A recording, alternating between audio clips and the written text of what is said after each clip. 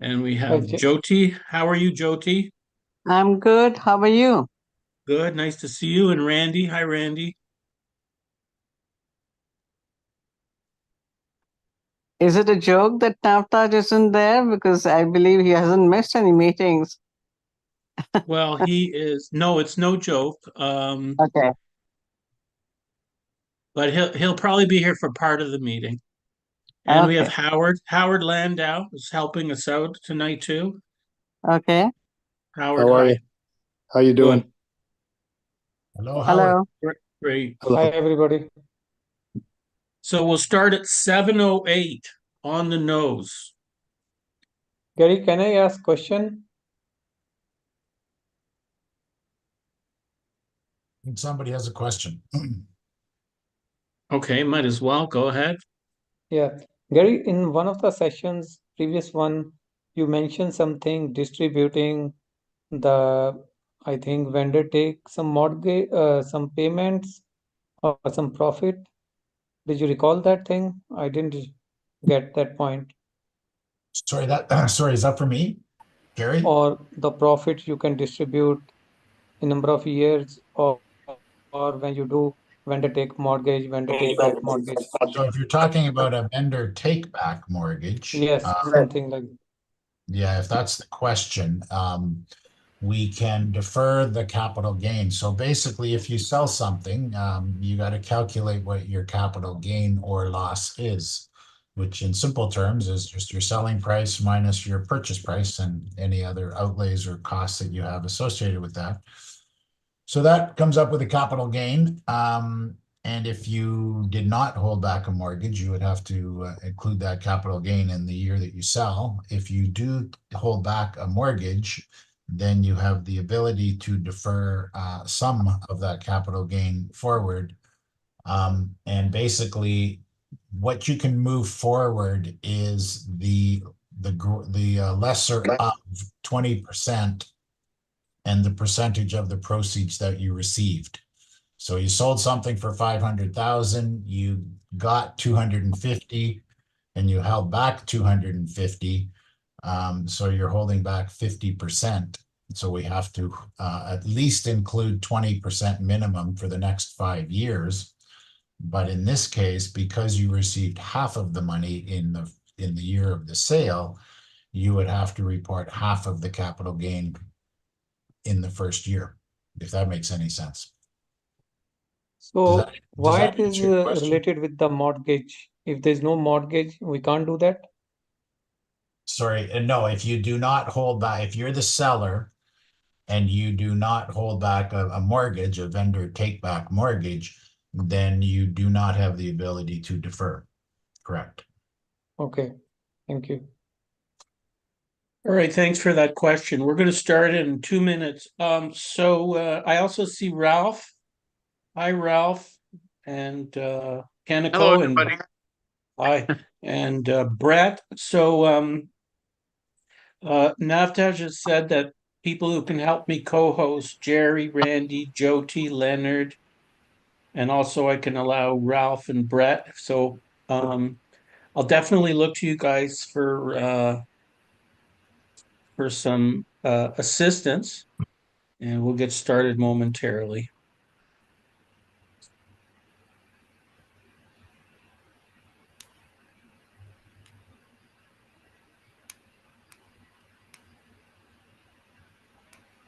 I don't know how we come up with these start times, 7:08.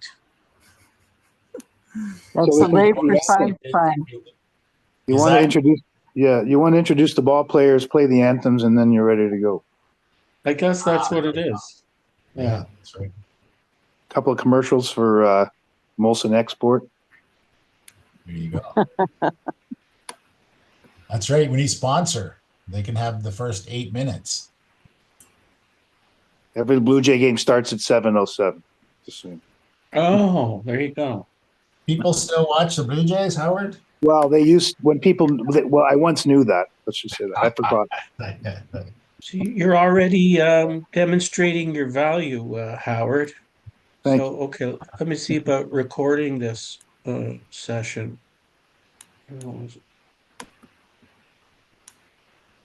was a there it is. No.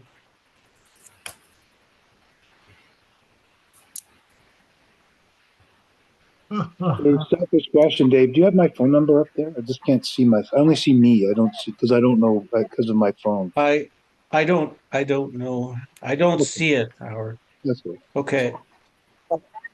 Hello, welcome everybody. I'm David Grossman and I'm filling in for Navtaj Chandok. This is a professional real estate investors group, Craig, Navtaj group that he's been running for probably decades now, at least a couple of decades.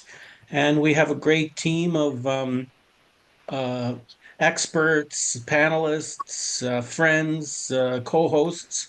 And we also have a presentation, which I'm going to try and bring back on the screen now. And we'll work from that. And let's get this baby started. So our experts are Randy Goodman, Jyoti Chowdhury, Jerry Hogenhout. We have a guest tonight, Howard Landau, because I know there was a slide on bankruptcies, and Howard's a trustee in bankruptcy, so I invited him to come on and comment on that.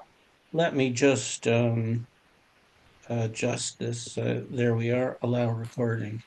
Okay, very good. So let's get this started here. Slides. So I think you all know this is, I guess you'd call this the real estate light, and then Navtaj does these special training sessions. There's one coming up this weekend, and there's a slide on that where you can do a deeper dive. But I've been part of this group now for probably a couple years, ever since COVID started. And it's been fun. I met some great people and done some business, and I always enjoy working with Navtaj. So here's a disclaimer, always provided. So if you tonight's discussion is not to be construed as advice. This is uh, informational purposes only, and use with care. But do call the experts to ask for more detail after the session. Everybody who speaks tonight will put up their phone number if it's not already up, and you should definitely lean on them. Here's the group here. They were meeting at the, I think this was the Prince Hotel. Who would remember this? They were meeting weekly at York Mills and Leslie. I think it was the Prince Hotel. Vladimir, you would remember. I see you right in the front. It was the Prince Hotel, was it not? Yes, it was. But Okay. So they were meeting there once a month, and I just started attending, and then COVID hit, and then everybody took to the internet, and here we are. Right. Okay, very good. So looking at some of the stats, quite remarkable. If you look on the left side of the slide here, you look since 2016, how immigration has increased from previous years, an average of 600,000 per year. And last year, 2023, unbelievable, 1.2 million, incredible numbers. And what are Canadians most concerned about? If you look on the right side, number one, rising cost of living. We're all seeing the effects of inflation. Number two, housing affordability. That is a big one, and that's part of our mandate to talk about that and the opportunities that come out of it. And I'm not going to read them all to you, but you can see there's a lot of things. But overall, when you think of all that's happening in the world, we've got a pretty good country here still, and that would explain why so many people want to move here to Canada. And moving along, this is why I invited Howard Landau. He's a bankruptcy trustee and actually the proper name is, I think now, licensed insolvency trustee, a LIT, LIT. And we used to do webinars with Howard when COVID started. And we kept saying, Howard, what's happening? Is everybody going bankrupt because nobody was going to work and they weren't going bankrupt? Howard, tell us what happened and why are we seeing now finally, not that we are happy to see bankruptcies at startling rates, but why suddenly do we see the numbers going up? Well, I think it's just like anything in COVID, everything was out of whack. So bankruptcy was no exception. So during normal times, a certain percentage of businesses will fail, a certain number of individuals will be overwhelmed with debt and need to hit the reset button. When COVID hit, people thought that meant that everybody would be falling into debt and everybody would need to hit the reset button. But instead, government programs and policies of collections from banks and other lenders made it very, very rare that somebody felt the need to seek help from a trustee. So trustees saw what I would say the lowest number of filings in history that most people are saying that in terms of how much population there was. So nobody was really going bankrupt, which sounds very odd. But in that context, what's going on now is just a restoring to normal levels of people requiring help or businesses falling through the cracks. So it looks like a storm and an increase, but if you ask me, it's just a return to what normally happens in a capitalist economy. And so that's what's happening. Right. So the gravy train is basically over now, would you Yes. say? I mean, we've seen the effects of all those handouts in terms of translating to inflation, Exactly. which has caused its own set of problems. But I guess the gravy train is perhaps over now. Yeah, and the best way to just to use by way of examples are always a great way to cases and examples. The best way to sort of see how the world runs, how the world operates. But the best example could be the government asking for people to pay back their $2,000 a month payments, which they gave out willy nilly, and now it's time to not. It's time to call those back, and people are feeling that they're looking for help. Banks have decided no more breaks. They're using the courts. They're enforcing collections, and we're just seeing what I would say a normal amount of activity. To boot, you're seeing a lot of corporate insolvencies. It's not my specializing area, but I'm close enough to it. I deal with the individuals who are suffering from failed corporations, but there's a whole whack of corporate insolvencies simply for the same reason. For a number of years during COVID, there was no pressure on these companies to make a decision. And now that the economy is sort of restored to what it's supposed to look like, plus all the problems that are going with it, we are seeing a massive amount of corporate restructurings, corporate bankruptcies, as much as there's ever been. And that's just part, to my knowledge and my understanding, is just a reset. Okay, good information. Thank you, Howard. Friends, if you know somebody who's in a pinch and needs some advice from insolvency trustee, Howard is your guy. Howard, please, if you haven't already, please put your contact information in the comments so that people can get a hold of you. That Will would do. be In the appreciated. chat.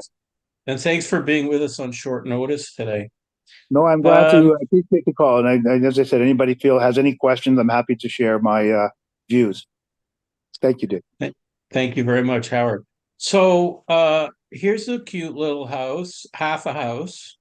This is Navtaj's presentation. He puts these presentations, puts a lot of time into this every month. I wonder if anybody's got the background on this. I mean, it's kind of funny how they've made it looks like it was originally a single family home. It looks almost like a cottage, and they thought, hey, let's change the face, the lipstick basically, and to make it look like it's completely different, but it's pretty obviously this looks like an old single family home. And you see a lot of these, well, not these in particular, but smaller and smaller spaces, condos especially. teeny tiny condos.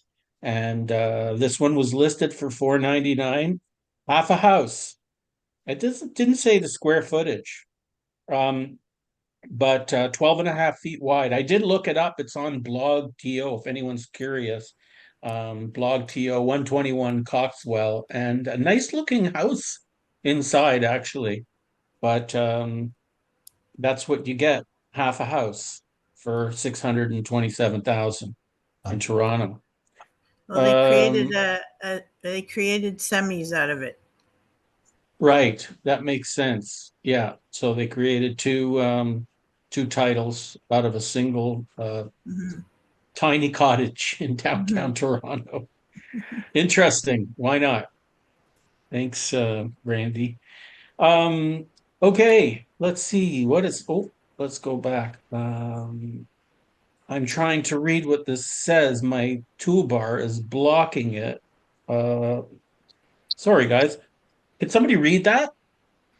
Hundreds of thousands of Canadians are leaving Toronto for other parts of Canada. In the past 2 years, 220,000 more Canadians have abandoned Ontario's then arrived, according to Statistics Canada's domestic migration data. Yeah, so thanks, Randy. Interesting, because I think 40% of the people who land, traditionally 40% of the people who land to new immigrants to Canada land in Toronto.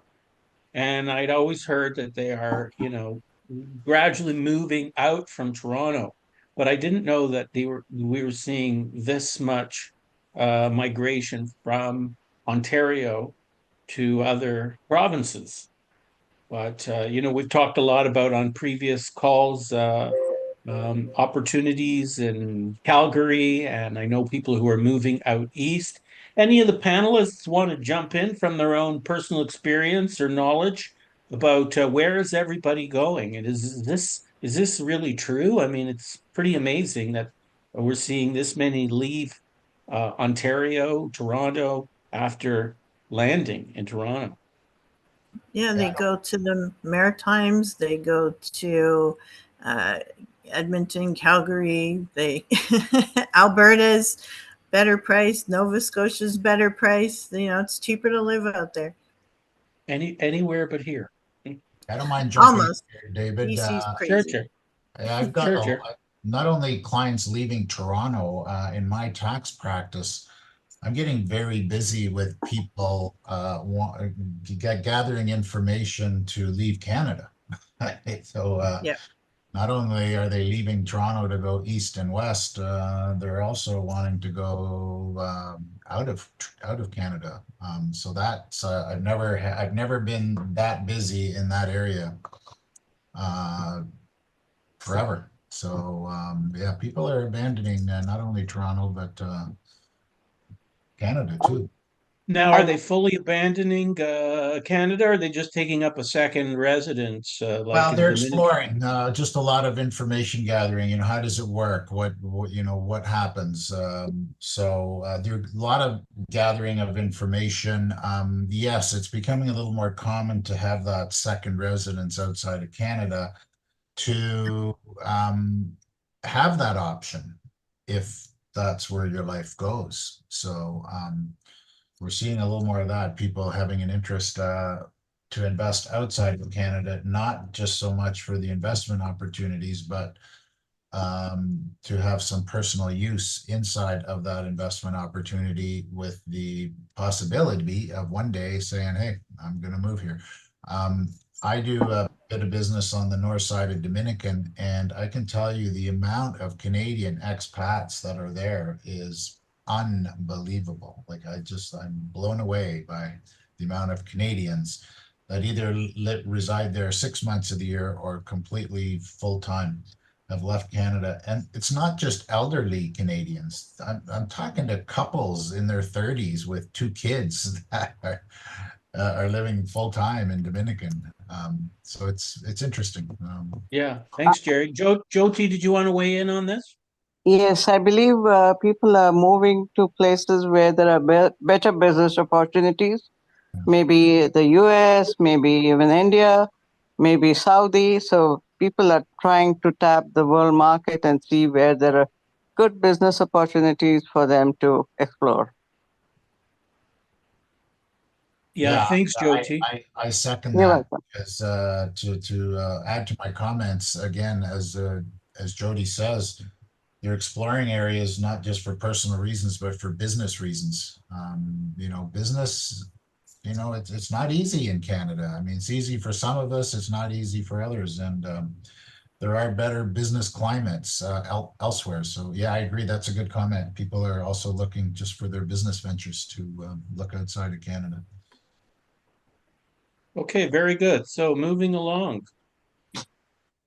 Can you purchase city-owned property for a loonie? Well, okay, so here's the commercial for the masterclass, which takes place this weekend, this Saturday, July the 13th. So snap a photo of that if you are interested to attend this session, while you'll take a deeper dive on how to find golden nuggets and great opportunities. So that's one of NAVTAG's areas of expertise: distress owners, tax liens, power of sales, how to find great opportunities.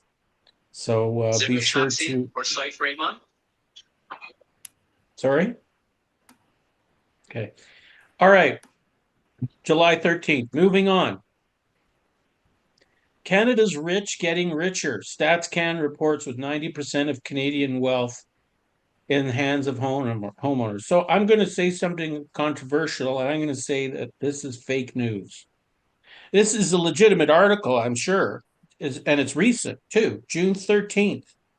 And it's true that people traditionally have made a lot of money in real estate. There's no question about it. Webinar. Somebody put their thing on mute, please. Thanks. But in the last couple of years, in my opinion, people have been losing in real estate, especially speculators, anyone with a large portfolio. They've been hurting. High interest rates has been causing a lot of damage. Prices to drop. People are having trouble financing. We'll see examples coming up later where people can't refinance. Power of sales are happening. So it's a kind of a general thing, don't wait to buy real estate. Buy real estate and wait. I mean, that's kind of a general comment. But for that, I haven't read the whole article, to be honest. This is just a headline. But that's my initial take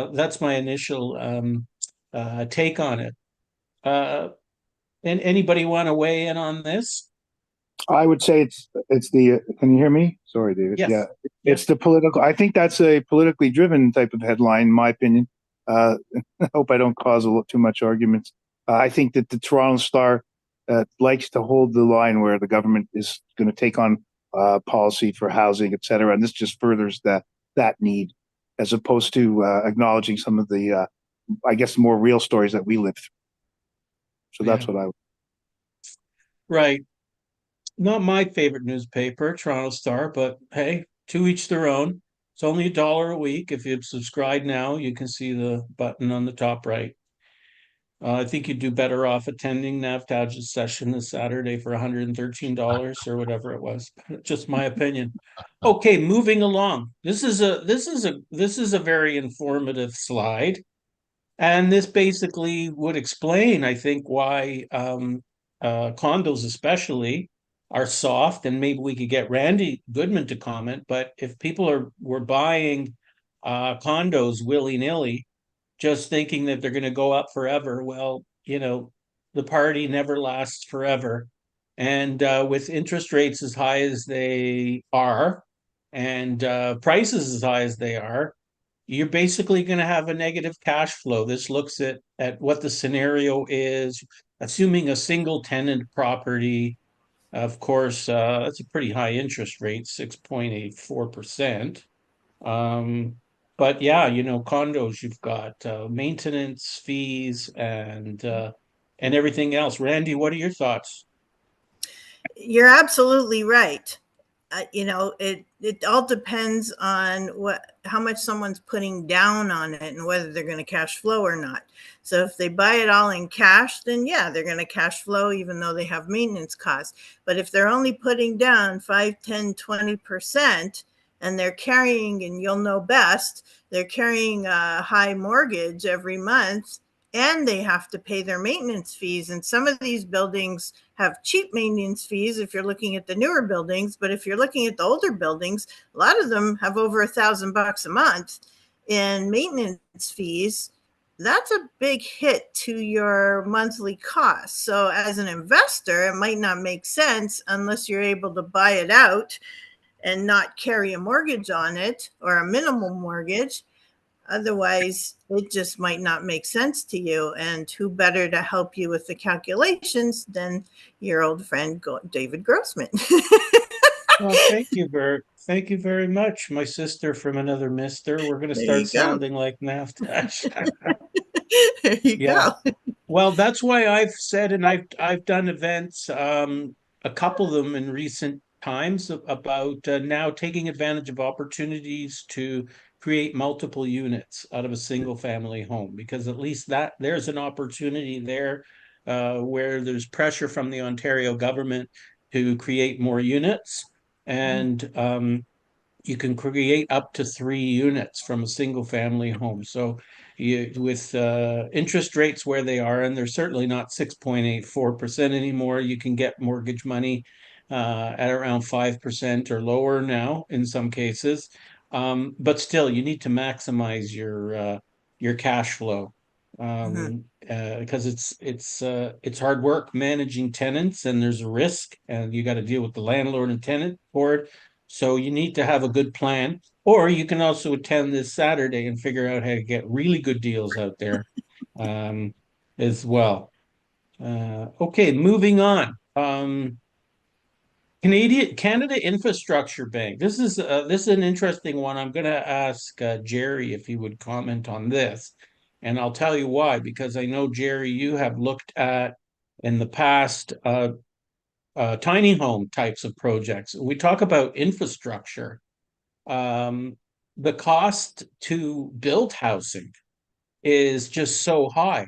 There's slides coming up that talk about development charges, and the costs are just so high that even though we have this housing shortage, for builders to get things done in an expeditious fashion without having to pay through the nose. I mean, they can build, but people still can't afford $1 million houses. So, Jerry, you with me on this? Can we go off the grid? I know there was a gentleman we had who was Jonathan Weaver. He had his own water treatment plant. I mean, we got to get creative. What do you think, Jerry? Well, I mean, yeah, we do need to get creative. I know that the one tiny home, I've got a couple of tiny homes. The one, we just put a big water tank on top of the shower, and we need to fill the water tank up every 2 or 3 weeks. So, you know, you got to get creative. But this infrastructure bank kind of came from, you know, municipalities are trying to encourage building, obviously, intensification. They're trying to put as many homes as they can in as smaller areas. And they try to incentivize builders by either reducing or even canceling development fees. Well, those development fees are used to fund exactly this: roads, water, schools.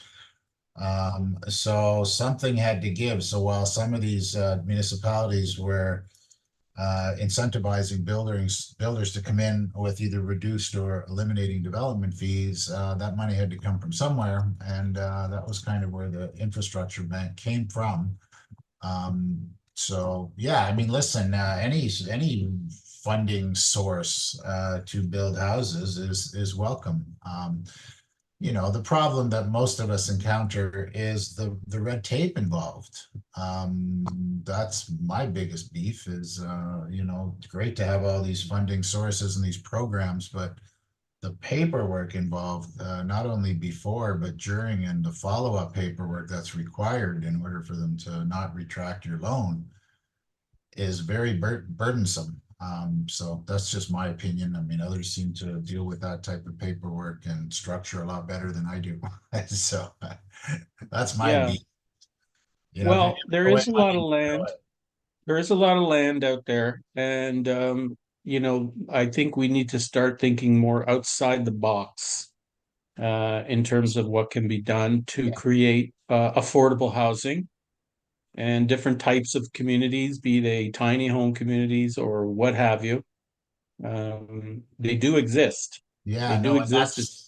sorry, David, that's another purpose for this infrastructure bank is to provide infrastructure funding for areas that would otherwise not attract development money or infrastructure money. And you've mentioned tiny homes a couple of times, so I should take this opportunity to put a little plug in. This weekend in Ancaster is the Tiny Home Show, and I'm speaking at it at 2 o'clock in the afternoon. But if you've never been to a tiny home show, and if you're interested in tiny homes, this one is amazing. It's in Ancaster. I think it's Friday, Saturday, and Sunday. There's probably 50, maybe not 50, but 30 or 40 tiny homes. It's at the fairgrounds. So there's like 30 or 40 tiny homes outside. They're incredible. They're amazing. And then inside they have a lot of the trade booths and vendors, and then there's an area for speakers. So anybody interested in tiny homes, it's a day well spent there to check out what's going on there. And they have these type of things too, sources for funding and financing. I know the last one I went to a month ago in Ottawa, a number of organizations looking for funding to fund their tiny home communities. And there's very creative approaches to that. There's just different ways of doing it, joint venturing. There's what's the word I'm looking for?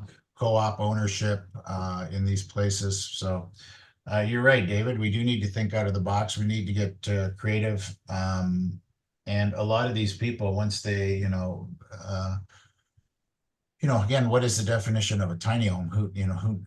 Who really knows? But 300 or 400 square feet makes a decent living space, especially if you have outdoor space where a lot of your time is spent outside. I keep looking at these trailer parks and going, my God, there's a solution. A lot of them have their infrastructure in place. Just a matter of putting in year-round dwellings, and there you go. There's a solution. But anyway. Yeah. Thought I'd throw Well, that. I know also, I mean, at least CMHC has come to the table. So, if we're looking at sort of mainstream types of solutions as opposed to, your outside the box or off grid, where they're giving great incentives for builders to build affordable housing, energy efficient housing, and also accessible housing by offering up to 95% financing and 50-year amortization. So at least there's that. So there is some movement, but we do need to think more outside the box, and these kinds of events that you're talking about, Jerry, where people get together, exchange ideas, are important. Okay, so moving along, this just kind of further drives home the point. Development charges for a single family home for over 20-year period. How did it go from $5,000 and change to about $47,000? It's craziness. So I think somebody's trying to fill up some tax deficits or government spending deficits by making them up on it seems to me what else it is other than taxation. So yeah, I think enough's been said on that. More again. 1980 to 2024, $1,100 to $110,000. Not adding up. So there you have it. Canadian mortgage delinquency is expected to rise. Size of the debt and the length carried are two major factors. According to who is the source behind this? I can't recall. But anyhow, we have with house prices as high as they are, and the mortgages that go along with it, the amortizations are shorter than they once were. I remember probably 15, 20 years ago, we had 40-year amortizations. We were doing zero down mortgages with 40-year amortizations.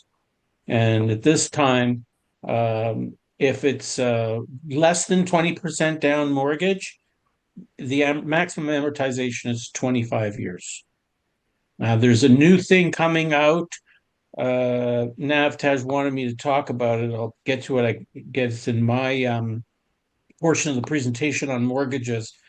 For first-time buyers only on new construction, they'll go up to 30 years. But, it's with a conventional mortgage, 20% down, you can have a longer amortization. But amortizations are shorter now, and arguably they could be longer to improve affordability. But I guess these are considered red flags. Good for Howard, the licensed insolvency trustee. Turning to our panel now, would you invest in forfeited real estate? These properties. So you're going to learn about this if you attend Navtaj session. Who would buy? Let's turn this up to the audience. If you were offered a good savings, good discount on real estate that were the proceeds of crime, would you buy that property? Here's a few examples. I don't know what the deals are, but I'd be interested in hearing from some of you, Vladimir or Ralph Canico or anybody else who's on. Would you buy a property that was proceeds of a crime property if it was a good deal? Anyone? David, I'm happy to go ahead, Jared. Yeah, I couldn't care less where why the house is where it is. It's all about the numbers. Numbers need to make sense. So, what's our purchase price? Is it cap rate? The numbers need to make sense. And yeah, I would buy it all day long if the numbers make sense. So that's my comment. I couldn't care less why it's, why it's for sale the way it is. Okay, so not a moral or ethical dilemma as far as you can see there, Jerry. Anybody else? Yeah, I remember Navtaj always says, so it's not a good idea. Sometimes they worse to buy property and destroy it and then build new one, or sometimes just put because sometimes it's you cannot sell because of the history. Stigma. Mm-hmm. Yeah, it's stigma property. Mm-hmm. Right. Yeah. So, I'm not sure what constitute, how one defines stigma. Certain things I think realtors are required to disclose in a listing, and certain things they're not. So, if there was a murder in a house, for example, that could affect your future marketability. I don't know. Randy, do you want to weigh in on this topic? No, absolutely. Absolutely. And it can definitely have an effect. And I know Teresa's had her hand up, so I want to let her have the floor. Take yourself Teresa? off mute, hon. Yeah, all I was going to say is I remember Navtaj talking about one where a family was actually murdered in it, and it still went for I think maybe 300, 200 under market value. It still sold just because of the area that it was in, that it still went for. And then just to kind of add on to what Vladimir was saying is also what Navtaj has told us is that if there's been, depending on the criminal activity that went on, sometimes you're better off just buying it for the cost of the land, tearing down the house. That way, especially haunted houses or anything like that, or, people might believe it's haunted if there's been murders or something like that happening in the property. So it's really important to be able to acquire that property even as close to land value and then just restart it, because ghosts don't live in dirt. And that's the one thing that I had learned at one of NavTav's training. So thanks for the opportunity to share. How do you know? Yeah, how do we know where ghosts live? Ghosts Hello. don't live in dirt. That's a good one. I like that. Ralph, Can do I you get have it? a story with the property? So generally speaking, we're attracted to stigmatized properties or properties that have a lot of hair on them, because most investors, will shy away. One of the strategies that Nav talked about a few years ago was, irrespective of the stigma attached to the house, with obviously the collateral support through the internet, reporting on properties of crime or criminal activity. The strategy that he suggested a few years ago, which we've used in some situations, is to change the address of the property. So in other words, if the property is sitting maybe on a corner, just looking at the way the numbers are lining up on the street, or you could take advantage of another street by simply changing the address to 4A or B or C, providing you get the municipal approval, eliminates any background information. So that kind of clears you away from lenders that are afraid of advancing on properties that could have a negative impact on their loans in the event of a default. A great idea. Interesting. Thanks, Ralph. You're welcome. Okay, moving along. Breach of contract, Cambridge collapse, 2022. After numerous extensions, walked away. So it launched a $2.3 million for breach of contract. Well, we see this kind of thing happening where, people are buying properties and they don't want to close, or they can't close, and there's lawsuits. So that's a fact of life now. That's something we're seeing on a regular basis. So I don't know if if anyone has any personal experience on this, but I deal with, I get some mortgage referrals from somebody who works at a builder's office and sells a lot. And they're seeing this all the time. People are either choosing not to close, or they can't close, they don't want to close.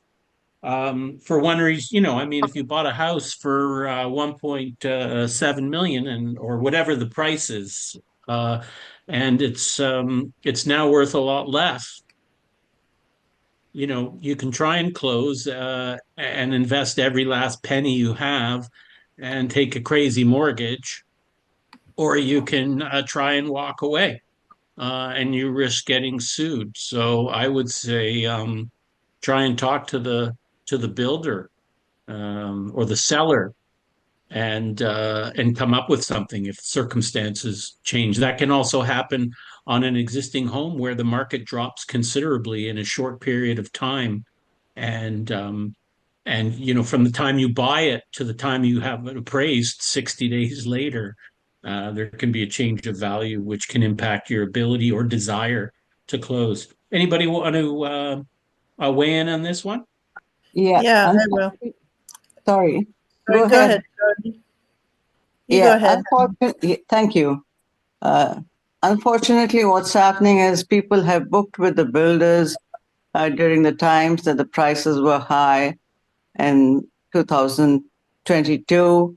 And now when it's time to close, the property prices have fallen, the mortgage rates are high, and the unfortunate situation is they're not even being approved for the mortgage. So they don't really have a choice. They're having to walk away from the contract.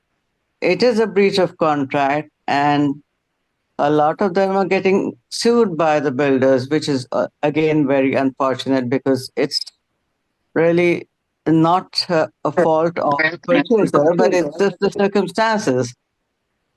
Go ahead. Thanks, Jyoti. You're welcome. Randy? Yeah, you know, similar to what Jyoti was saying, it's not necessarily anyone's fault, but the market has dropped so much. I have a client who purchased a townhouse condo in, well, it was still high priced. The developers hadn't come down yet in their pricing from COVID. And actually, none of the developers were adjusting their prices according to the market. And, I had a client who purchased property, and then when they went to go to interim occupancy, which means that the developer expects the buyer to pay a certain amount of rent, which is calculated near that time, in order to take temporary possession before the property actually closes. So it could close 6 months to a year after that, because as they finish each floor, they have to wait till the whole building's done so that they can close. In that period, you're supposed to pay this rent to the developer, which could include cap fees and whatnot and levies. And it was over $7,000, like a month. It's crazy. So they either forfeit and lose their deposit, or they go into it. But if you do forfeit your deposit, the developer can still come after you because you did enter a contract. So even though it doesn't make logical sense, the problem is that they did enter a contract. And legally, we know you're stuck in a contract no matter what the numbers are. So, and it's not like we can predict the future. We can't say, oh, the prices were going to come down or how much they were going to come down. We had no idea. You could, guess that might happen, or it might come down a little bit, but I don't think anybody expected it to come down as much as it did. So people can be in a lot of trouble, and unfortunately they get burnt from it. So it's, again, buyer beware and be careful of the market and,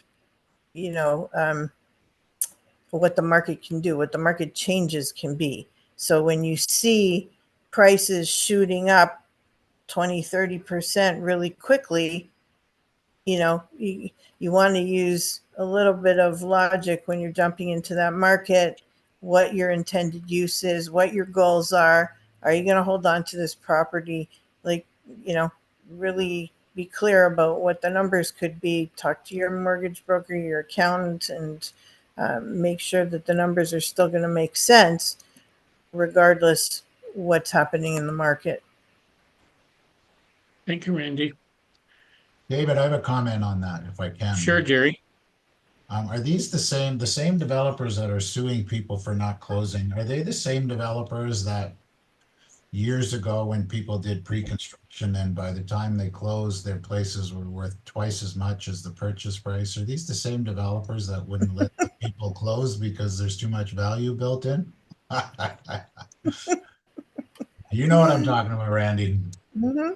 Mm-hmm. For those that don't, many years ago, people would put their money down on a pre-construction, and by the time it closed, it doubled in value. And the sneaky developers, builders would either just say, sorry, we're not closing, here's your deposit back.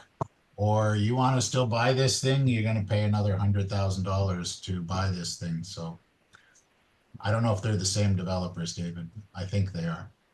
Well, it's interesting. I mean, the developers probably have lawyers at their disposal. They can make moves, whereas, individual private owners who maybe stepped out to buy one or two properties may not have the same resources, and they can get taken advantage of. You'd think if you have a contract to close, you should be able to close for that price, and you risk getting, the developer too would risk getting sued. But what's the ability of the individual purchaser to take that to fruition? I can tell you where I live up here in Wasaga Beach, there's a developer builder who lately, for people who bought these townhouses in an area close to where I live, they bought them for like $300,000 about 7 years ago. And of course, it was nothing but one delay after the other. And now these townhouses are finally ready. And of course, they're worth about $600,000 now. So the builder is doing everything that they can to trip up the buyers so that they won't be able to close on time. And if they're one day late, that's it. You're done. You've just lost your deposit and a potential $300,000 profit because you couldn't close on time. They're giving them the shortest notice possible for everything, dragging their heels. You tell them you're planning to live in it, they'll say, no, we don't believe you. We're charging you the HST. You'll get your HST back from the government. Well, I don't have the cash. Too bad. You got 24 hours to come up with it. If you don't close on time, you're done. And some people have lost the opportunity for a quick $300,000 profit as a result. So yeah, buyer beware. Talk to your professionals. Make sure your ducks are in a row. Don't let these things drag. Jyoti, I don't know if you had a specific topic for today. I do. It is Okay. connected We to the can't topic. we can't see you, by Oh, the way. I just see sorry. the lights on your ceiling. Okay, can you see me now? I can see, yes, we can see you now. Okay. Yeah, my topic is closely connected to what we have been talking about so far. That is a breach of contract.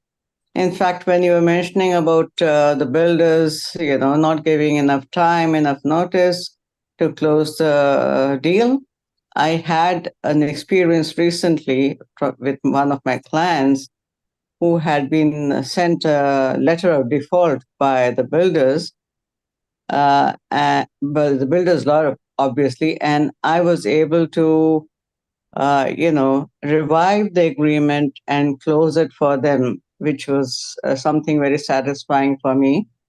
And yeah, the purchasers were very, very thankful. They saved a good $200,000-$300,000 because the contract was still valid and they could get into the home that they wanted to get into. But that is besides the point. I just wanted to mention it. My topic is what is a breach of contract and what are the consequences of a breach of contract. Now, everybody knows what a contract is and everybody knows what a breach of contract is. Basically, it's a breach of contract is a violation of any of the agreed upon terms and conditions of a binding contract. So if you have a binding contract with the builder or with the seller of a used property, you sign on the dotted line, you have taken out all the, given the waivers and taken out all the inspection and financing conditions, and the contract is firm, it is a binding contract and you cannot get out of it. And if you do something which breaches the contract, then you're in trouble. A broken contract is really serious business. It is binding between two or more parties, and a breach can result in all kinds of penalties, such as civil penalties, including monetary fines, legal fees, and also the inconvenience of being sued and having to participate in civil proceedings. So if we were to discuss the consequences of a breach of contract, these could include damages to compensate the business for the financial losses, just like the builders are trying to get out of the unfortunate purchasers who are not able to close. They are trying to sue them for the financial losses and whatever else, the damages. It could also mean specific performance to ensure that the obligations are still performed. So the contract, the court may say the contract still is valid and all the obligations have to be performed.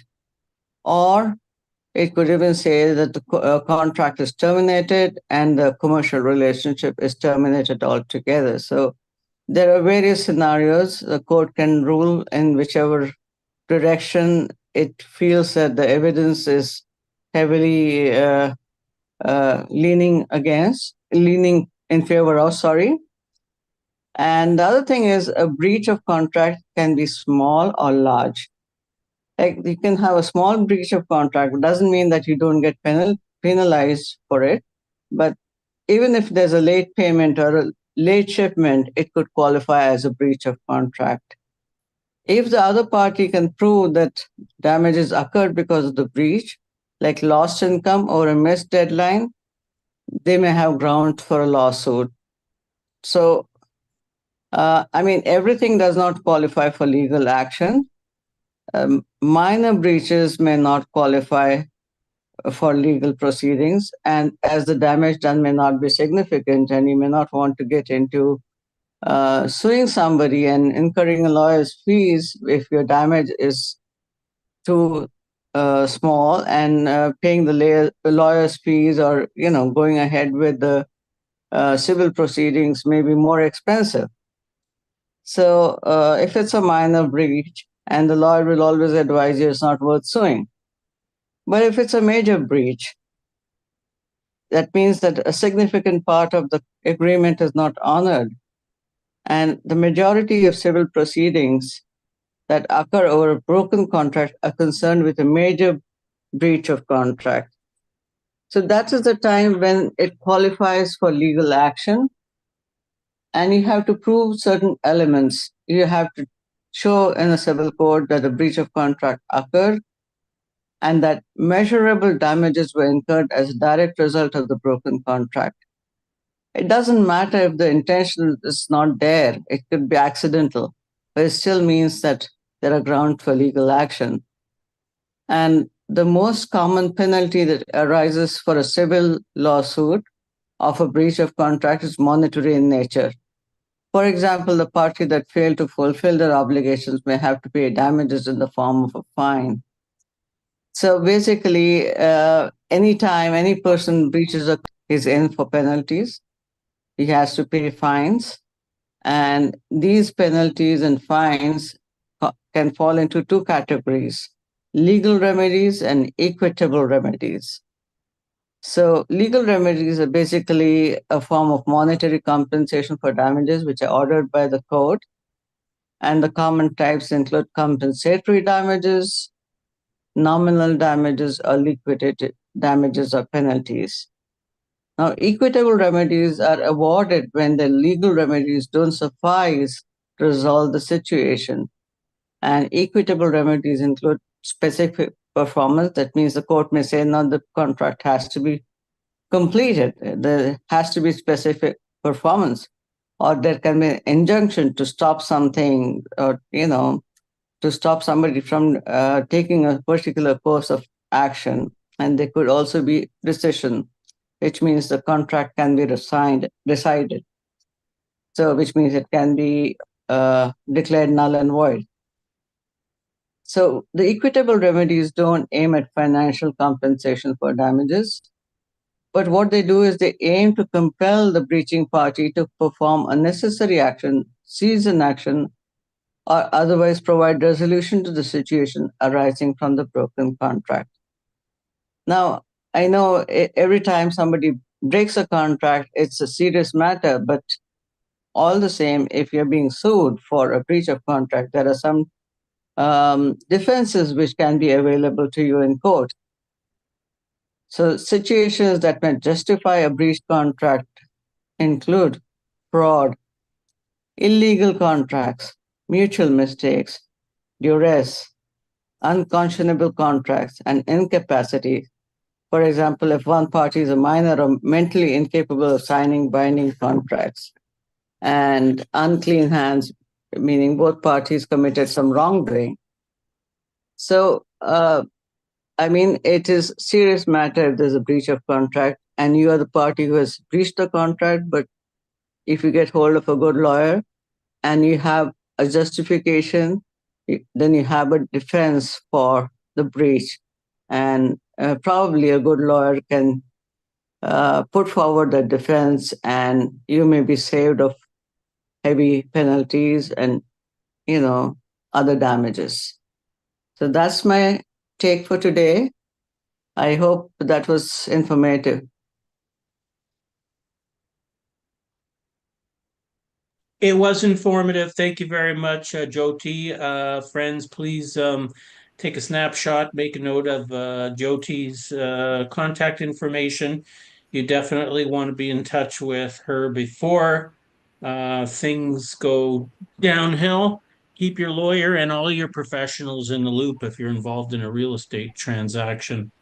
Thank you, So David. that you, thanks a lot, Jyoti. Now, I got a text earlier from Navtaj that Ralph was joining us today. Ralph, is it Ralph Cannon? Yeah, canonical, but canon's fine. Canonical. Yeah. I haven't seen you in a while. It's nice to see you. Tell us what's new in your world. What do you want to talk to us about today? Okay, nice to be here. A couple things we've been dealing with. I've got two scenarios that are kind of confusing, and okay, let me start by saying we understand, the seller's rights to enforce, right, a contract, whether it be, selling something or there's a default on closing. But lately I've had situations with clients that are borrowers, and the question I'm getting from most of them is what strategies, tools can I use to prolong a default and avoid a seizure of their property? So I'm used to the standard question of a defense under a claim for possession and demand for the money, and forbearance agreements. But is there anything else that a borrower has in their toolbox that can push off a lender for as long as possible in order for them to recover their position and or retain the rights, the bundle of rights with the property to capitalize on the potential equity that, in their perception, is being robbed? So that's my first question. Well, that's a very good question. Well, is that a question for me or is that a question to the group? Anyway, maybe Jyoti can answer that. I can add to that in some cases where the lender has been underhanded with respect to sliding in standby fees, late penalties, inspection fees, et cetera, that were never originally part of the mortgage. These are private lenders, by the way. Have used, I just heard this week, a legal argument under, he named it the ex parte motion, that basically, the way it was explained to me is that they bypass the arguing party, including the opposition lawyer, and go directly to a judge in order to obtain either a stay order or potentially setting down a date for trial. I'm not sure, or maybe a mediation or arbitration process. So that's something that, if you can shed some light on the power of that motion, how it would work in for a borrower trying to defend their, losing their property. Well, this seems more like a summary judgment situation, because sometimes what happens with the courts is if, either of the lawyers is able to prove, either the plaintiff's lawyer or the defendant's lawyer is able to prove that there is no triable issue and it does not need to go to trial, then they bring a motion for a summary judgment. So this, I'm guessing, is something very similar, and the courts would allow it if there was no real issue which needed a full-fledged trial. Mm-hmm, mm-hmm. Okay, so with respect to, delay tactics from a borrower side as opposed to the enforcement of a lender, how can the borrower defend himself against the lender that is obviously trying to, loan to own a property, making it very difficult for the borrower to survive default. From what I have seen in my personal experiences, even when they start the power of sale proceedings, they put in statement of claim in the court and it's filed in the court. It is still a long time before the matter, the property is actually sold and, the homeowners lose the property. So there are various ways in which they can save the property. Of course, everybody, or rather you would be aware of the redemption period. So when they can pay off whatever they owe and they can save the property, or even otherwise, the court process does take long and they have the time to organize themselves, bring the funds in, and try and save the property by whatever means they have at their disposal. Mm-hmm. Lately, some of these borrowers have been bypassing the Superior Court process and going to, the commercial list route. Mm-hmm. And in some cases, they've been able to, stall or have the lender stand still. Yeah, again, buying more and more time, even though it would be considered frivolous. But the arguments that these borrowers are presenting have stalled lenders from, taking further action pending, hearings. I don't know. I guess I'm just trying to see, like, a borrower cannot be defenseless when you're up against an unscrupulous lender or their representatives. And I must have a half a dozen cases like this where people are on the cusp of losing assets and they're vigorously fighting, to stall the proceedings and or get into forbearance agreements.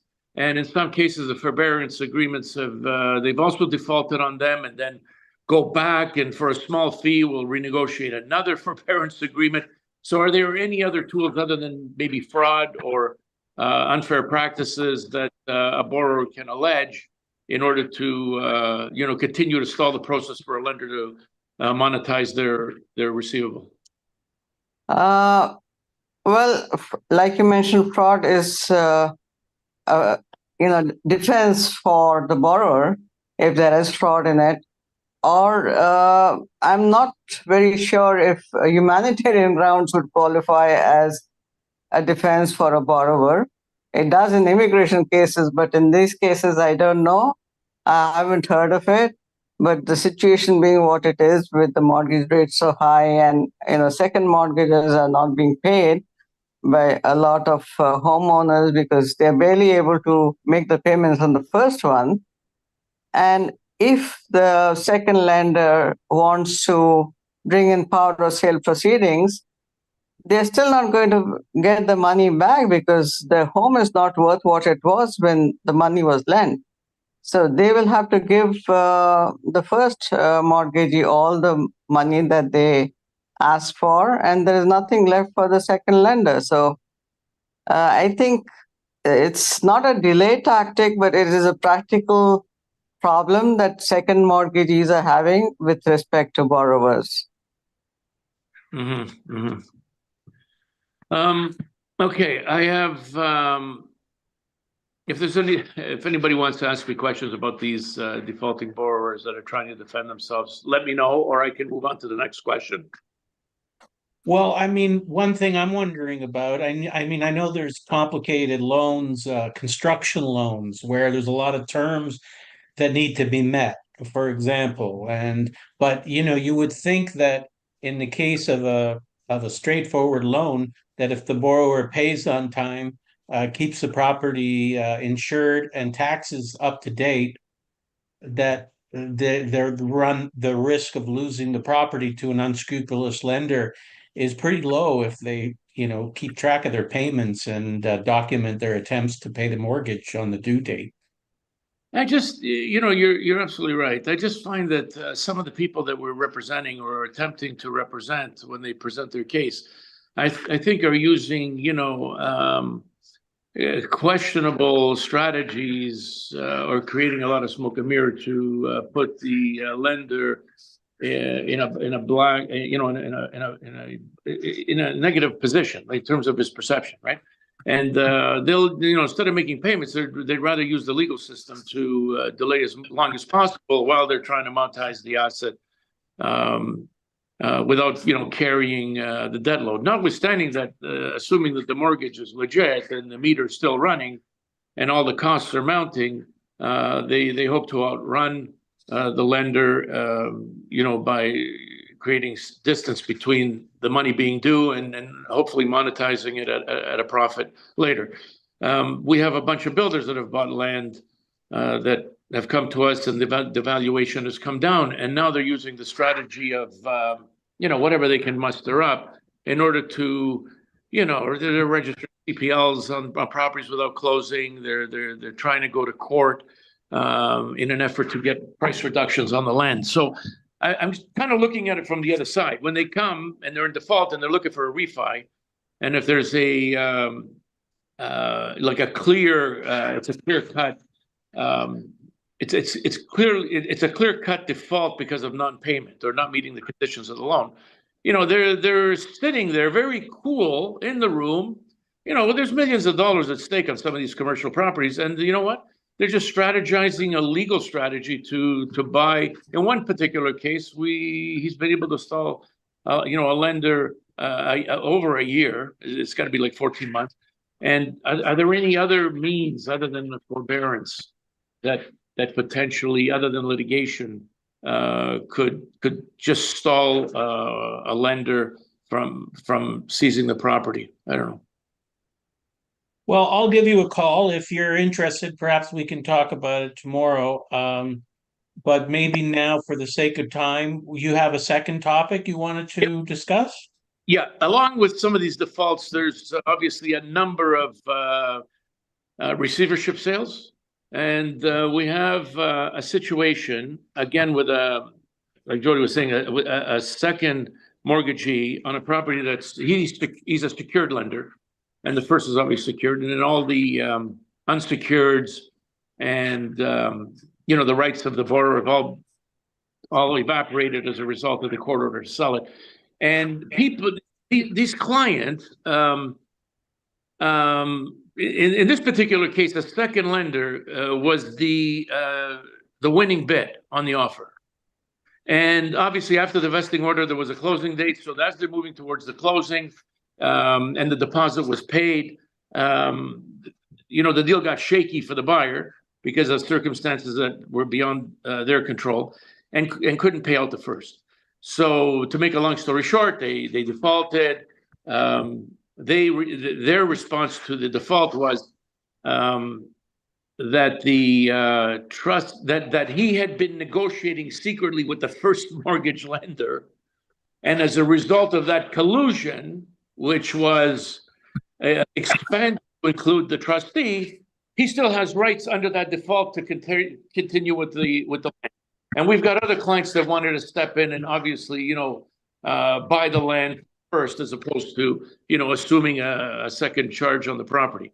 So again, I guess the question is there a case after a default on a winning bid, after the receiver has got a vesting order from a buyer, that in the event of a default, that their deal is still alive and they can continue to attempt to close because of the negotiations they're doing with the secured lender?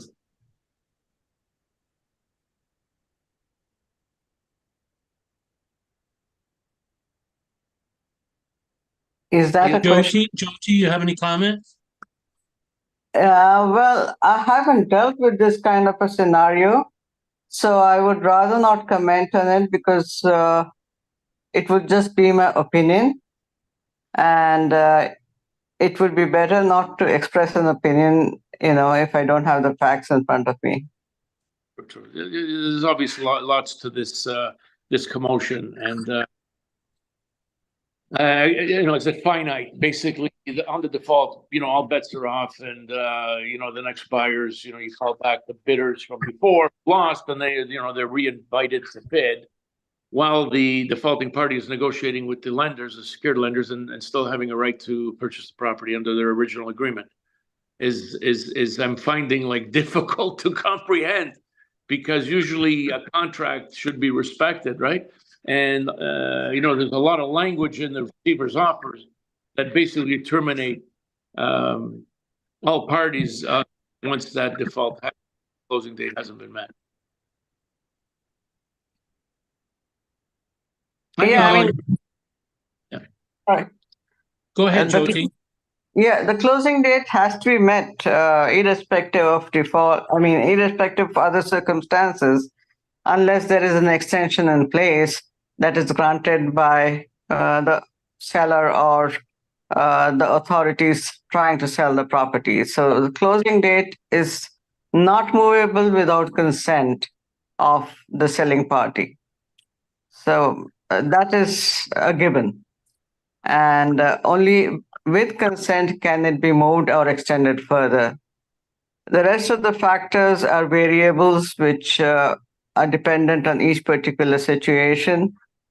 A lot of times the sellers grant extensions, including some builders. They're good enough to grant an extension at times. And then the contract is brought to a logical conclusion and it is successfully completed. Okay, we need to move on, and I think Ralph, you put your phone, or somebody put Ralph's number there. If you want to put your phone number there, Ralph, and maybe you can continue this conversation with Jyoti after the meeting. So we need to move along for time's sake.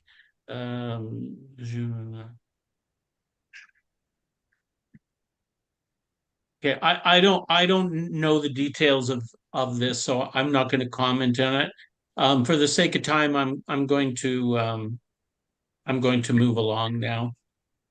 We still need to hear from Jerry, and we need to hear from Randy. So Randy, what do you have for us today? So, Navtej had touched on for picking up power of sale properties and whether, what the effects are and whether you should pick up a power of sale property. So power of sale properties mean that the owner has defaulted on the property somehow, or for some reason, and the lender has taken back the property. Now in Ontario and some other provinces, what happens is they have to sell it at market rate. They don't get to sell it cheap. They have to sell it at market rate. And if they have an overage of what they were owed, so if they were owed 100,000, the property is 300,000, that 200,000 can go back to the owner of the property. And then there's some provinces where that doesn't happen. So is it worth buying a power of sale property? A lot of people have the perception that they think they're going to get a deal, and actually legally they have to sell it at market rate. So you may or may not get a better deal, but just know that they do legally have to sell it at market rate or at the best rate they could possibly get for that property. So I wanted to touch on that. And then there was another topic. Okay, I'll just go to stats for the month. So our sales are down June to June, so our June numbers are out. June 2024 versus 2023. Am I able to show my screen here? I could probably, yeah. let's see if I can add you as a co-host. It's okay. It's okay. You're just- co-host now, so I don't know if you can try and share your screen. Go ahead if you like. Yep. Okay. Thank you. Okay. And okay, first you're going to see you. And tell me if you see Market Watch. Yes. You guys see Market Watch? Yes. Okay. Yes, we do. Okay, thank you. Okay, awesome. So in the bottom right-hand corner, you'll see the year-over-year summary. Sales this year versus last year, this is for the month of June, are down 16%. New listings are up a bit. And the average price is just about the same, which it has been pretty steady. And days on market, it's sitting on the market a little bit longer. But if you look in the middle section, you can see the year-over-year change with like detached versus semi versus town and condo apartment. So what we can see is condo apartments, and I know people have heard in the market that condos are taking a big hit. Well, in the 416 and the 905 areas, you've got a huge decline in sales for condo apartments in the GTA and the 905s. It's a huge hit. Even though the prices are about the same, the amount of sales happening have decreased drastically. So if that puts the market into perspective a little bit, detached, it's down, but it's not terrible. Semi-detached aren't doing so well in the 416s either. And then townhouses are down from last year as well. But you can see the average price is for the detached homes, it's down in the 905s. It's down for semi-detached overall. Townhouses in the 905s are taking a bigger hit. Of course, the condo apartments aren't doing a heck of a lot, period. And then month over month, sorry, let's go back here. We'll just go down here. So you still see my page, right? Yeah, can you make it bigger though? It's hard. It's very hard to see the numbers. Yeah, I could make it bigger. Whoops. A little too big. Okay. Better. Does that help? Yeah, that's okay. Yeah. So month over month, we can see in January. So these are the sales, and the middle column is the sales, and the right column is the prices. Now, you can see from January 2024, they're going up. They came down a little bit in June as far as the number of properties that sold. But you can see the sales prices, the average price has been gradually going up. It kind of steadied out in June, came down a teeny weeny little bit, but we also had less number of sales as well. So, you know, you may still be hearing about, I'll stop sharing, but you may still be hearing about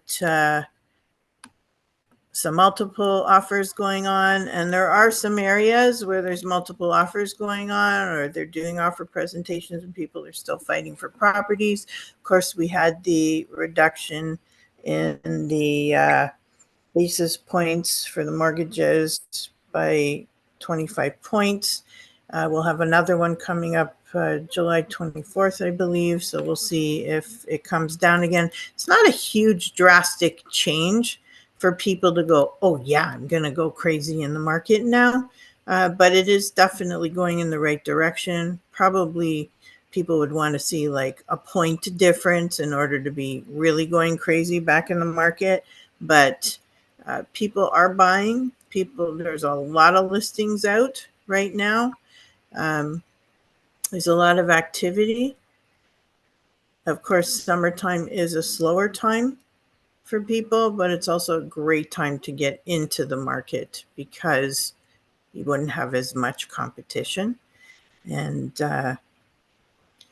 yeah, if anybody has any questions about the market or about a property and you want a comparable on it, happy to share that information. If you have general questions, you can connect with me offline because I know we are crammed for time right now, but happy to answer any questions that anyone has and help you figure out the numbers. I work with my son who went to accounting and finance course and loves to work with the numbers too. And of course, you can always reach out to Jerry as well on numbers. And Jerry is your son, I guess.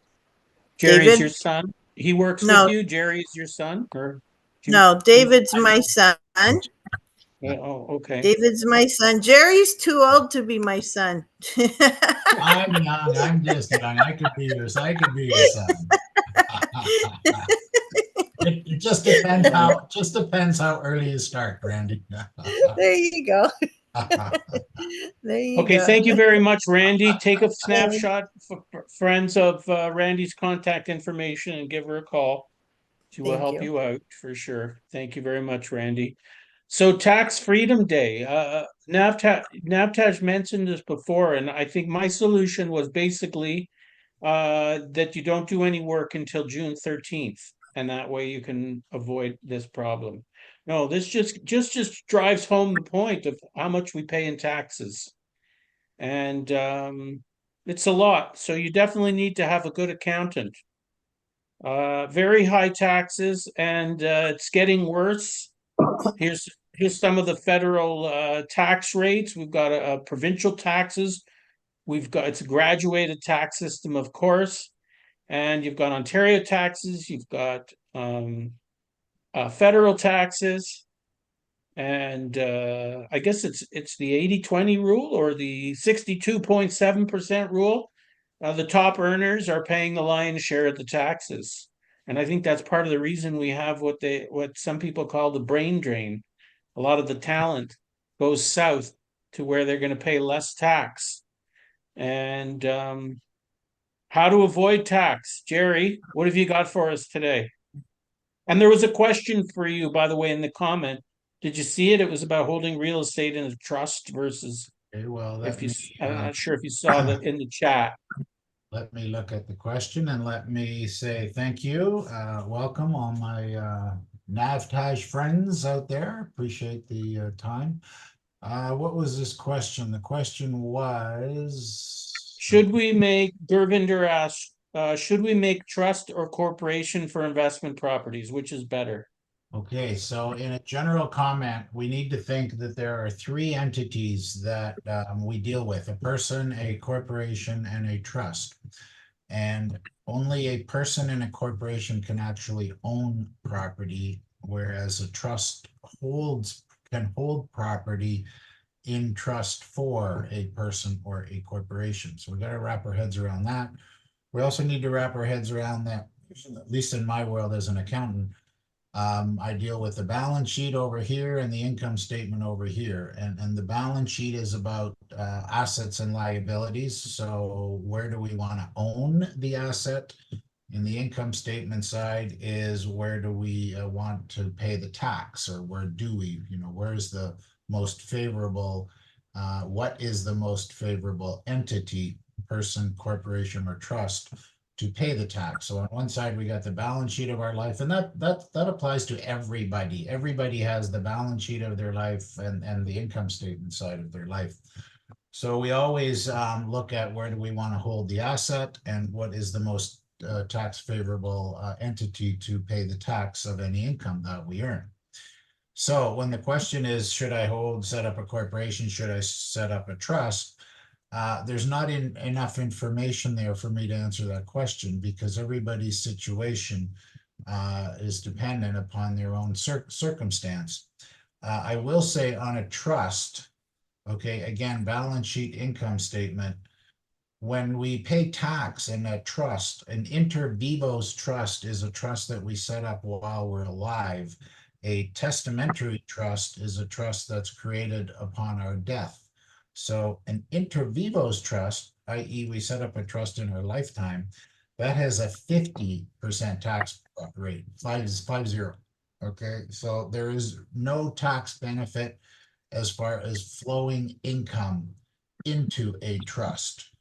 Okay, we do with a trust, because it's really just a conduit, we can flow income through a trust into the hands of either a person or a corporation. So that's more the income. So the tax bracket in a trust is very unfavorable. Where we do use a lot of trusts is for protecting assets. Even though I'm not a lawyer, we're an accountant. I'm an accountant, but trusts are used if people are, if we talk about estate planning, transferring assets through for one generation to another.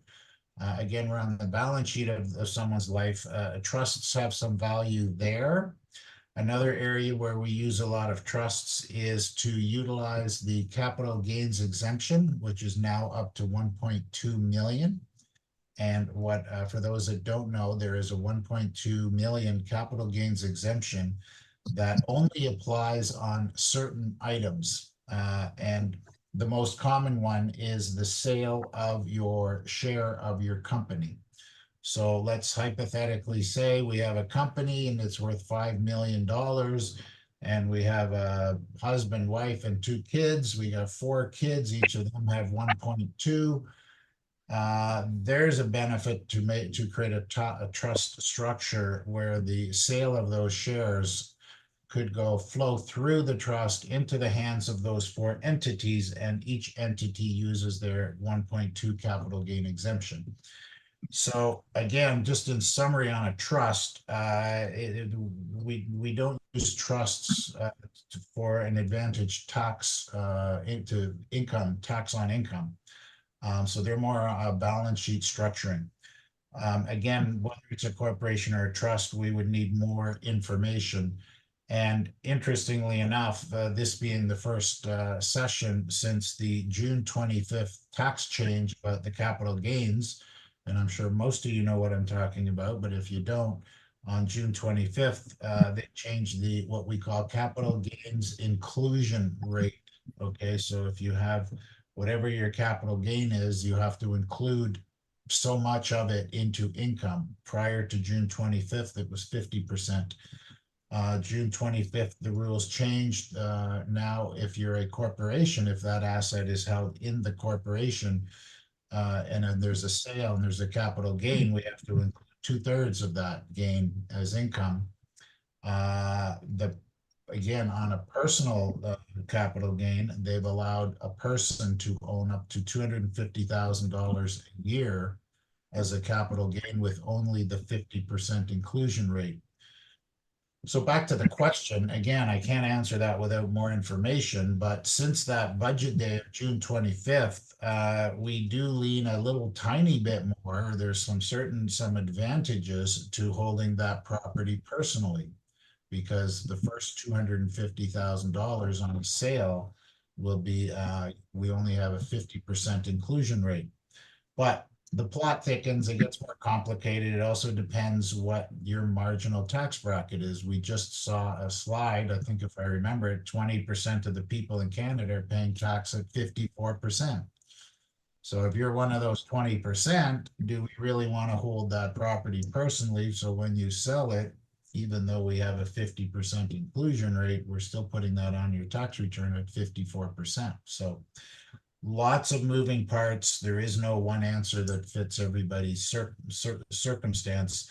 But again, with this new budget, there is a little benefit to holding the assets personally. But I caution you, when you are looking at these situations, remember who you're asking. Okay, you should be asking an accountant, and you should be asking a lawyer. A lawyer is there to protect you from liability So obviously a corporation is a very good entity to protect you from liability. A trust is even a better entity to protect you from liability. I'm the tax guy. So you're asking me, you know, how do I structure this to save, you know, to minimize my tax? Okay, so we look at it really not from a liability point of view, we look at it from a tax angle. So there's lots of times where a lawyer might say, oh my God, yes, set it up in a corporation. And an accountant might say, well, no, you know, there's some tax benefits to hold that personally, and we're both right. So it's about gathering information, being educated, and making the decision based on the information you've received from professionals in your circle. So that's a long-winded way of answering a question that really doesn't have an answer. But anyway, there was a couple other things I wanted to talk about. CRA is, I've been in tax for 40 years now, and I have never, ever seen CRA worse than they are now as far as audits. They are auditing everybody for anything. And it's not just me. I belong to a circle of about 350 accountants. That's our network. We talk every day, communicate every day. All of us are complaining about the number of audits that CRA is conducting. And, you know, I could talk about this for an hour, but I would like to talk about one area that relates to us as real estate investors. And that is, as I've said before, when we look at the income side of our equation, and for real estate investors, when we have real estate properties, we have gross rent minus expenses equals net rent income, assuming we have net rent income. That net rent income has to go on a tax return. If we own that property personally, that net rent income will land on our personal tax return. And depending on what marginal tax bracket we're in, that will determine how much tax we pay. If we own the property in the corporation and we have net rent income, that's passive income taxed at 50%. Okay, so that's not very good. And normally what we would do in that circumstance, if a building is held in a corporation and we have what I call a net rent income problem, meaning we have net rent income, we don't want to pay 50%, we would set up a second corporation and we would call that a real estate management corporation. And let's call that corporation number 2. So corporation number 1 is the one that holds the real estate. It has net rent income. We don't want to pay 50%. So a lot of times we'll transfer that net rent income into that management company, because rental management is what we call active corporate income, and that's tax paid at 12%. So that's a strategy we use a lot.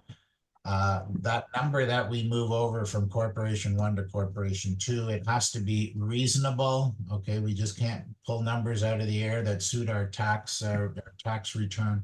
There has to be some justification.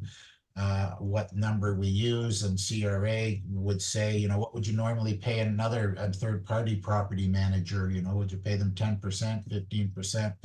So we have to be somewhat reasonable. So what's happening now is CRA is auditing this stuff quite a lot.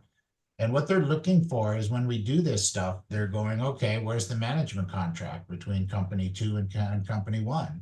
Show me the contract that both of those corporations have signed. Corporations are separate legal entities.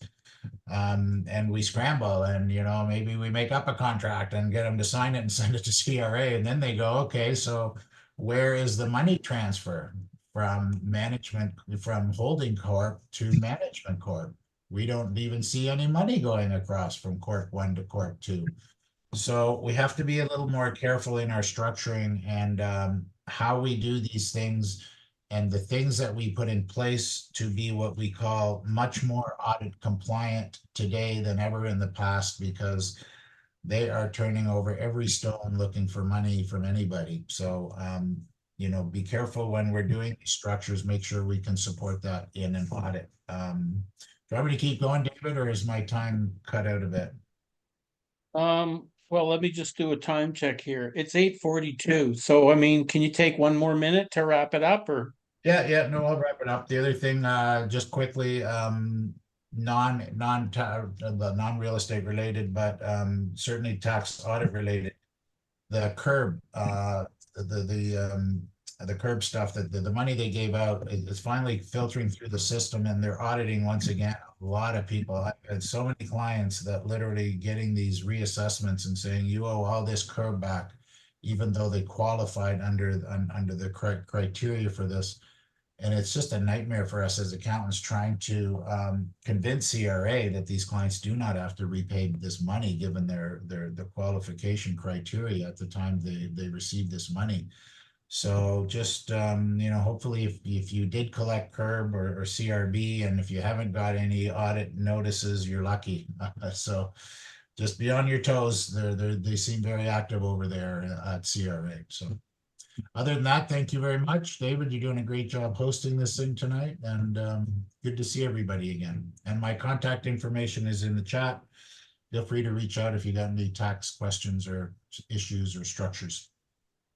Thanks very much, Jerry. Much appreciated. Information interesting as always. Take a snapshot or write and make a note of Jerry's phone number there, friends, and give him a call.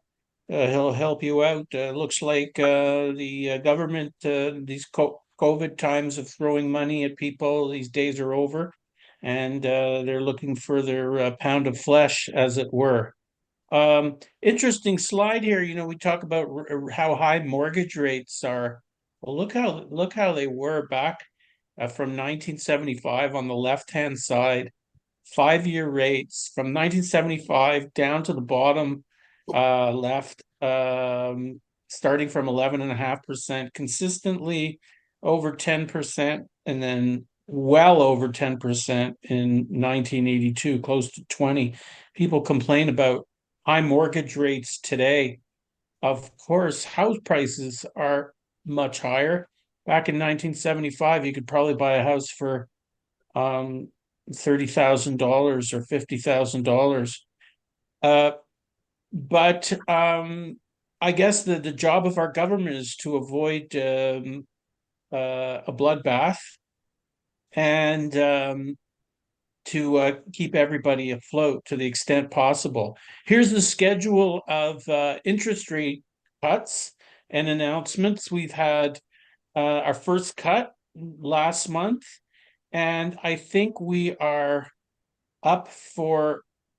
probably up for another cut. The experts are saying that this month there is roughly a 2/3 probability of a further cut. A lot of renewals going to be coming up, many more in as the years pass, and if you're on a variable rate, you may not be so dramatically affected if your payment's been going up. If you're on a variable rate with a fixed payment, when your mortgage matures, you could have a big bill and some serious payment shock. So the target is to bring rates down. I would say there's a good chance they're going to come down. Well, the target is to bring them down by about 2 percentage points. 2 full percentage points. We just don't know how long that's going to take. And what else was I going to say? We think that the market will start picking up once rates have dropped by about 3/4 of a point to a point. As they come down a 1/4 point, and it's not enough to really impact things. I mean, there's a little bit more positive feeling out there, I think. There seems to have been more activity in recent weeks than there were, let's say, in the first half of the year, at least from my perspective. The thought is that things will pick up once rates drop by a total of about 3/4 of a point to a full point. And there are some bets that we're going to see 2 or 3 more decreases this year. The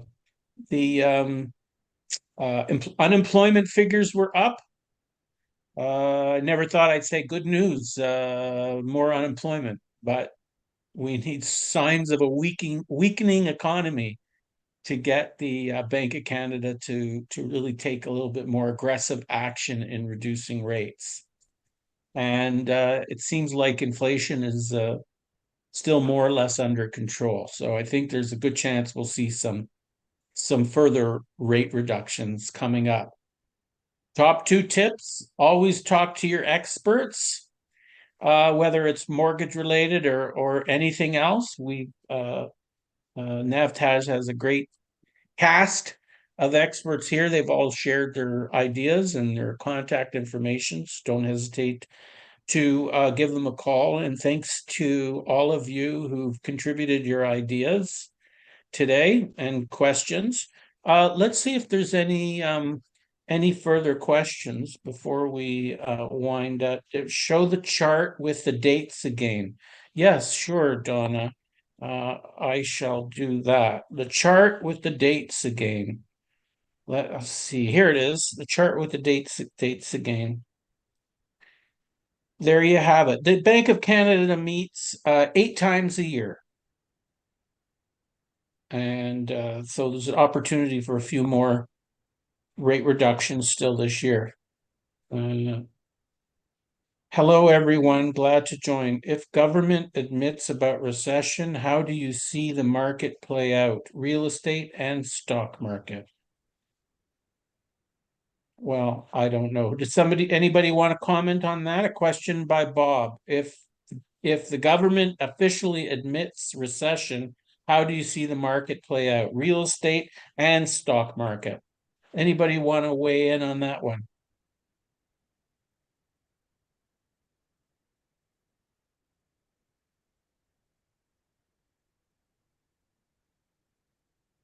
Okay, so we don't have any takers on that.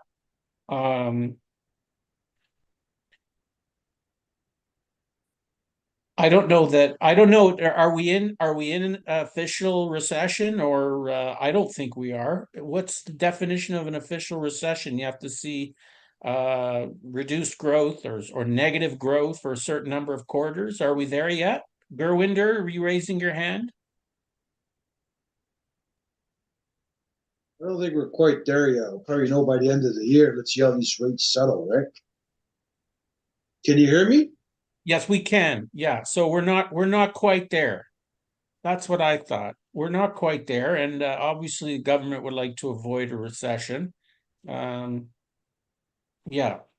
Thank you, Gurwinder. Thanks for that. Appreciate that. So thanks everybody for joining us. And thanks NAVTAJ for giving me the opportunity to host today. And we'll hope to talk to you over the coming days. And if not, we'll see you next month. Bye, everybody. Thanks, David. See ya. Thank you. Have a good night. Thanks for hosting, David. Have a Thank good you. night.